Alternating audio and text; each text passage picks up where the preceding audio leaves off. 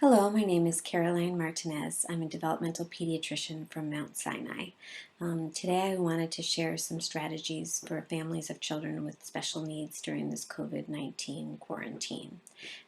So we know this can be a particularly difficult time for kids with special needs, more specifically children with autism who react to changes in their schedule frequently with problem behaviors and increased anxiety. So the first thing that I would recommend families do is to establish and maintain a new schedule. The more consistent, the more secure your child will feel.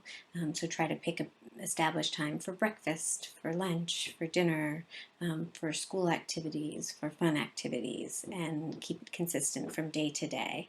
If you can, incorporate some features of the old schedule in the new schedule. So, for instance, if you always had pancakes for breakfast, try to continue to have pancakes for breakfast and point that out to your child that although things have changed, some things have also stayed the same. This is not a time to relax discipline. Your child should know that the rules still apply, even though these are trying times. So be sure to set clear expectations. Try to find ways to collaborate and connect with your child. This will make everything you do in your parenting that much more effective. So make time to talk to your child about ways that they think they should organize the day. The more they feel included in this process, the more likely they are to cooperate. Add some simple choices if they are able to make choices. For instance, you might ask them where they want to go on your walk for the day. Try to gamify mundane activities. Again, this will increase participation and cooperation. So some examples of this are perhaps doing a laundry pile sorting contest or having breakfast for dinner one night.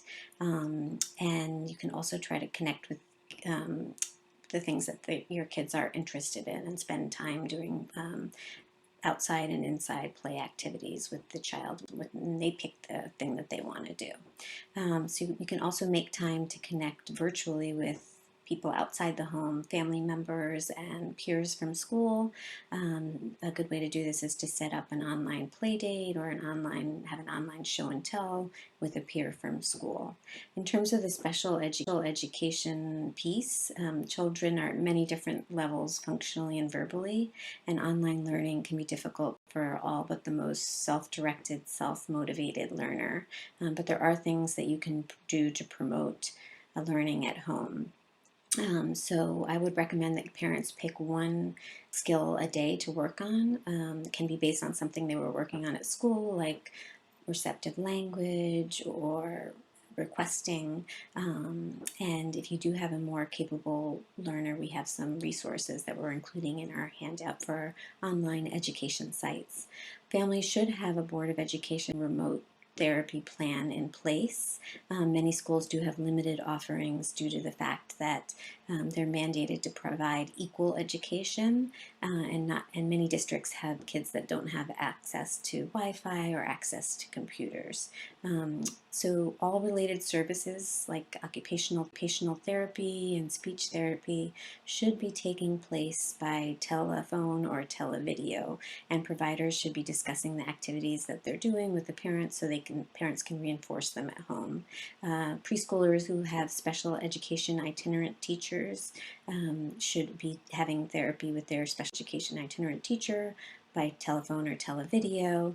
And this is also true of therapies that are delivered to kids that are under 3 in the early intervention programs. New referrals and evaluations, as well as IEP meetings, should be taking place by phone. This is a really good time to track and regression skills and make note of them so that when school is really targeted. And there will likely be compensatory services offered when school does reopen. We can expect some regressions to occur, and if these do occur, I recommend going back to your basics of applied behavioral analysis. So praising positive behaviors, ignoring negative behaviors, and enlisting the help of some of the therapists that know your child in sort of trying to analyze why the behaviors might be occurring and problem solve around those behaviors.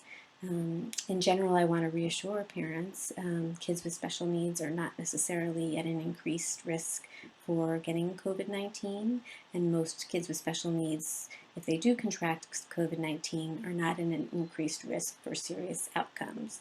So please be patient. It may take time for your children to acclimate to all these changes. I know it's a very daunting task, but by tackling all these challenges proactively together, families will come out much stronger and more resilient than ever before. So thank you for listening.